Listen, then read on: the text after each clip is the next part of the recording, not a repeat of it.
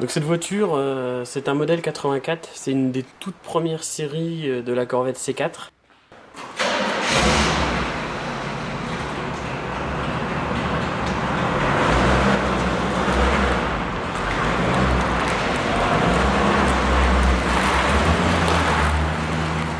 Pourquoi pas.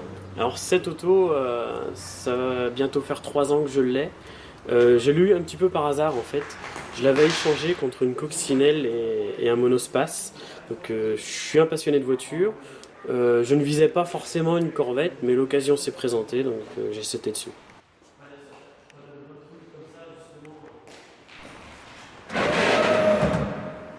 Alors au niveau de la longueur, on a environ 4,60 m. Le poids est plutôt contenu parce que Chevrolet va utiliser énormément de matériaux composites, notamment pour la carrosserie, l'aluminium pour les triangles. Et donc avec ce V8 en fonte, on n'a que 1500 kg. Pour l'époque, ils avaient quand même réalisé un exploit technique au niveau du poids. Alors ce modèle, c'est un modèle export qui est équipé de l'intérieur cuir, de la climatisation, du régulateur de vitesse. Et comme toutes les Corvettes, elle possède ce qu'on appelle le T-top. Le T-top est un toit transparent en plastique démontable qui prend place dans le coffre une fois déposé. C'est un moteur L83, 5,7 litres V8, bloc en fonte, double injection monopoint. Elle fait d'origine 205 chevaux.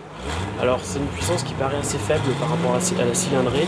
C'est parce que à la fin des années 70, au niveau des États-Unis, il y avait d'énormes normes environnementales. Donc ce sont des voitures qui étaient catalysées, qui avaient une vanne de recyclage des gaz et qui étaient du coup limitées un petit peu par la puissance.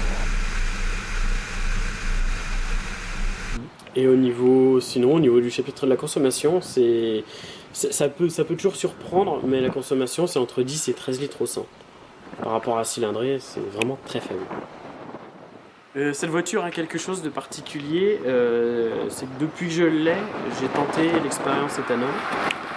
Expérience payante entre guillemets, puisque maintenant elle roule à 100% à l'éthanol sans la moindre différence avec l'essence, en dehors de l'odeur qui sort de l'échappement.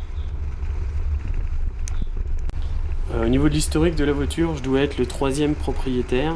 Je sais qu'il y a quelqu'un qui l'a possédée pendant de nombreuses années, qui fait partie du Corvette Club de France. Donc, elle est originaire de l'Oise, elle a été importée en France il y a très longtemps. Et de ce fait, elle a très peu de kilomètres, vu que c'était une voiture qui ne servait que le week-end. Par rapport à son année, donc de 84, elle a 85 000 km. Pas forcément beaucoup de vitesse, c'est vraiment plus typé balade comme auto. Alors elle roule essentiellement par beau temps, hein, parce qu'avec sa carrosserie composite, ça n'aime pas trop la pluie, donc surtout l'été on va dire. Surtout l'été avec le toit ouvert, les cheveux au vent, le coude à la portière.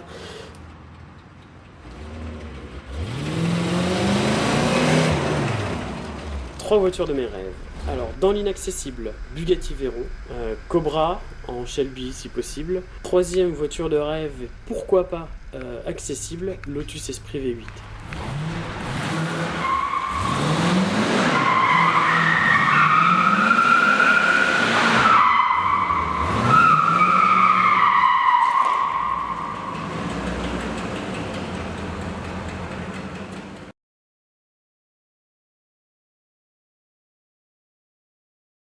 C'est bon.